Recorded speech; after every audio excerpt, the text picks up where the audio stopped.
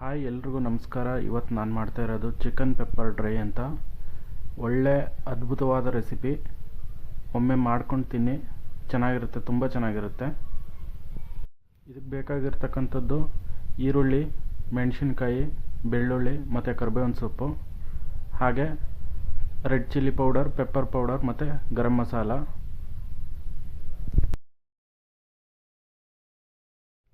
ಅರ್ಧ kg chicken ತೊಗೊಂಡಿದ್ದೀನಿ.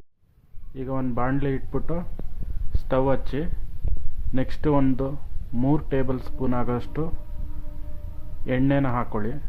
ಎಣ್ಣೆ ಬಿಸಿಯಾದ ನಂತರ ಹಚ್ಚಿಟ್ಕೊಂಡಿರ್ತಕ್ಕಂಥ ಈರುಳ್ಳಿನ ಗೋಲ್ಡನ್ ಬ್ರೌನ್ ಬರೋ ತನಕ ಫ್ರೈ ಮಾಡ್ಕೊಬೇಕು. ಈಗ ಎಣ್ಣೆ ಬಿಸಿಯಾಗಿರೋ ಎಣ್ಣೆಗೆ ಈರುಳ್ಳಿ ಹಾಕ್ತಾಯಿದ್ದೀನಿ. ಈರುಳ್ಳಿ ಚೆನ್ನಾಗಿ ಗೋಲ್ಡನ್ ಬ್ರೌನ್ ಬರೋ ತನಕ ಫ್ರೈ ಮಾಡ್ಕೊಳ್ಳಿ. ಫ್ರೈ ಮಾಡ್ಕೊಂಡಾದಮೇಲೆ ಒಂದು ಕಡೆ ತೆಗೆದು ಇಟ್ಕೊಳ್ಳಿ. ಅದನ್ನು ಲಾಸ್ಟಲ್ಲಿ ಹಾಕಬೇಕು. ಒಳ್ಳೆ ಟೇಸ್ಟ್ ಇರುತ್ತೆ ಮಾತ್ರ. ಅಂಟಿಲ್ ಗೋಲ್ಡನ್ ಬ್ರೌನ್ ಬರೋ ತನಕ ಚೆನ್ನಾಗಿ ಫ್ರೈ ಮಾಡ್ಕೊಳ್ಳಿ.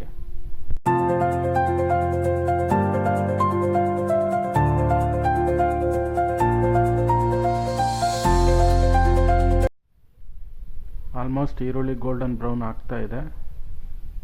ಫುಲ್ ಗೋಲ್ಡನ್ ಬ್ರೌನ್ ಆದ ತಕ್ಷಣ ತೆಗೆದು ಒಂದು ಸೈಡಲ್ಲಿ ಇಟ್ಕೊಂಬಿಡಿ.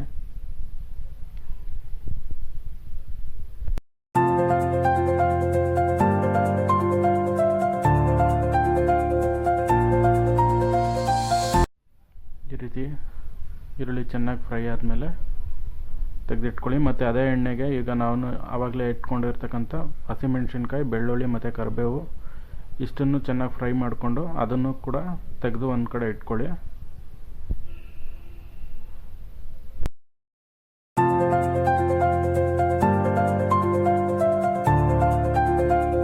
ಈ ರೀತಿ ಎತ್ತಿಟ್ಕೊಂಡು ಇದೇ ಎಣ್ಣೆಗೆ ಮತ್ತೆ ತೊಳೆದಿಟ್ಕೊಂಡಿರ್ತಕ್ಕಂಥ ಚಿಕನ್ನ ಆ್ಯಡ್ ಮಾಡ್ಕೊಳ್ಳೋಣ. ನಾನಿಲ್ಲಿ ಅರ್ಧ kg ಚಿಕನ್ನ ಯೂಸ್ ಮಾಡ್ತಾಯಿದ್ದೀನಿ. ನೀಟಾಗಿ ವಾಶ್ ಮಾಡ್ಕೊಂಬಿಟ್ಟು ಅದೇ ಬಾಣಲಿಗೆ ಸೇರಿಸ್ಕೊಂಡು ಸ್ವಲ್ಪ ಉಪ್ಪು ಮತ್ತು ಅರಿಶಿನ ಹಾಕಿ ಚೆನ್ನಾಗಿ ಬೇಯಿಸ್ಕೊಬೇಕು. ಏನಿಲ್ಲ, ಒಂದು 10ರಿಂದ 15 ನಿಮಿಷ ಬೆಂದರೆ ಸಾಕು, ಚೆನ್ನಾಗಿರುತ್ತೆ. ಇದಕ್ಕೆ ಯಾವುದೇ ರೀತಿ ನೀರು ಆ್ಯಡ್ ಮಾಡಬೇಡಿ, ಯಾಕಂದರೆ ಪೆಪ್ಪರ್ ಡ್ರೈ ಮಾಡ್ತಾ ಇರೋದ್ರಿಂದ ನೀರು ಆ್ಯಡ್ ಮಾಡೋ ಅವಶ್ಯಕತೆ ಇಲ್ಲ. ಚಿಕನ್ನೇ ನೀರು ಬಿಟ್ಕೊಳ್ಳುತ್ತೆ. ಸೊ ಇವಾಗ ಉಪ್ಪು ಮತ್ತು ಅರಿಶಿನ ಮಾತ್ರ ಹಾಕ್ಕೊಂಡು ಒಂದು 10ರಿಂದ 15 ನಿಮಿಷ ಲೋ ಫ್ಲೇಮಲ್ಲಿಟ್ಟು, ಅಂದರೆ ಮೀಡಿಯಮ್ ಫ್ಲೇಮಲ್ಲಿಟ್ಟು ಬೇಯಿಸ್ಕೊಳ್ಳಿ.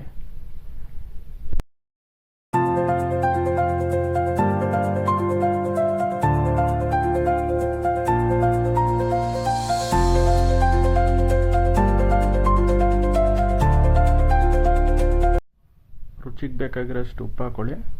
ಹಾಗೆ ಅರಿಶಿನ ಮಿಕ್ಸ್ ಮಾಡಿಕೊಂಡು ಬೇಯಿಸಿಟ್ಕೊಳ್ಳಿ.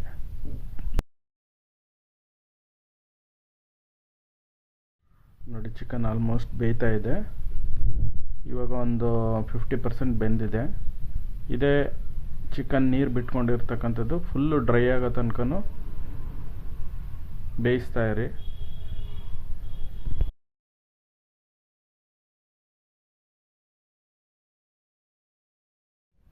ನೋಡಿ, ಆಲ್ಮೋಸ್ಟು ಚಿಕನ್ ಬೆಂದು ನೀರೆಲ್ಲ ಡ್ರೈ ಆಗಿದೆ.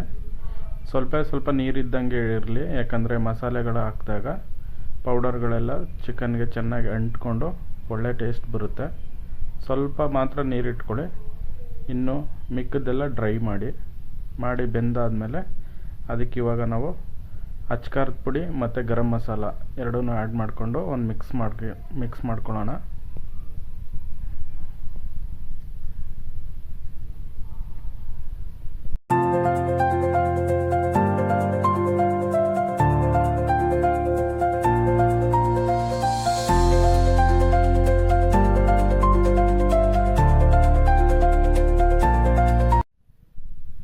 ಇವಾಗ ಪೆಪ್ಪರ್ ಡ್ರೈಗೆ ಮೇಯ್ನ್ ಬೇಕಾಗಿರೋದು ಪೆಪ್ಪರು.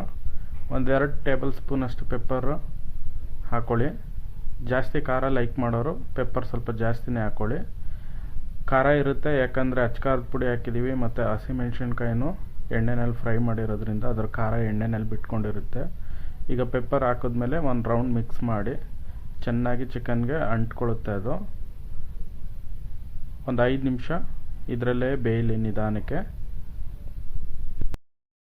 ನೋಡಿ, ಇವಾಗ ಪೆಪ್ಪರು ಎಲ್ಲ ಚಿಕನ್ಗೆ ಚೆನ್ನಾಗಿ ಅಂಟ್ಕೊಂಡು ಒಳ್ಳೆ ಘಮ್ ಅಂತ ಇದೆ. ಒಮ್ಮೆ ಈ ರೀತಿ ಮಾಡಿ ಟ್ರೈ ಮಾಡಿ, ತುಂಬ ಚೆನ್ನಾಗಿರುತ್ತೆ. ಟೇಸ್ಟ್ ಮಾತ್ರ ಸೂಪರಾಗಿರುತ್ತೆ.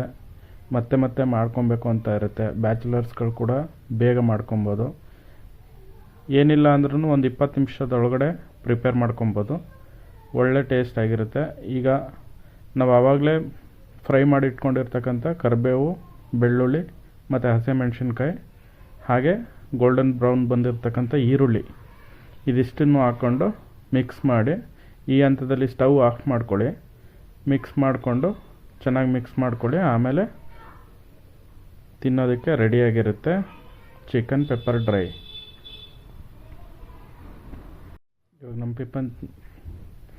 ಇವಾಗ ನಮ್ಮ ಚಿಕನ್ ಪೆಪ್ಪರ್ ಡ್ರೈ ರೆಡಿ ಇದೆ. ಸರ್ವ್ ಮಾಡ್ಕೊತಾ ಇದ್ದೀವಿ. ಒಳ್ಳೆ ಟೇಸ್ಟ್ ಇರುತ್ತೆ ಫ್ರೆಂಡ್ಸ್. ಒಂದು ಸರಿ ಮಾಡಿ ಟ್ರೈ ಮಾಡಿ. ಇದನ್ನು ನೀವು ಚಪಾತಿ ಜೊತೆ, ಅನ್ನದ ಜೊತೆ ಮತ್ತು ರೊಟ್ಟಿಗಳ ಜೊತೆ ಹೇಗೆ ಬೇಕಾದರೂ ಮಾಡ್ಕೊಬೋದು. ತಿನ್ನೋದಕ್ಕೆ ಮಾತ್ರ ಒಳ್ಳೆ ಟೇಸ್ಟ್ ಇರುತ್ತೆ. ಹಾಗೆ ಇದರಲ್ಲೇ ಸ್ವಲ್ಪ ಗ್ರೇವಿ ಥರ ಬೇಕು ಅಂದರೆ ಒಂದು ಸ್ವಲ್ಪ ನೀರು ಆ್ಯಡ್ ಮಾಡ್ಕೊಳ್ಳಿ.